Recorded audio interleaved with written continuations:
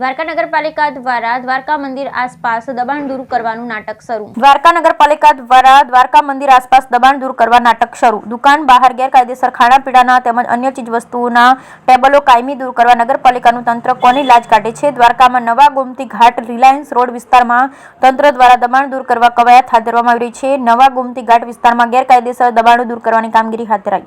JCB મશીનોની મદદથી road પરના દબાણો દૂર કરવાની કાર્યવાહી હાથ ધરાઈ. ઘણા સમયથી રસ્તાઓ પરના દબાણો વધતા ટ્રાફિક સમસ્યા સતત વકરી રહી હોય તંત્ર દ્વારા ડિમોલિશન હાથ ધરાયું.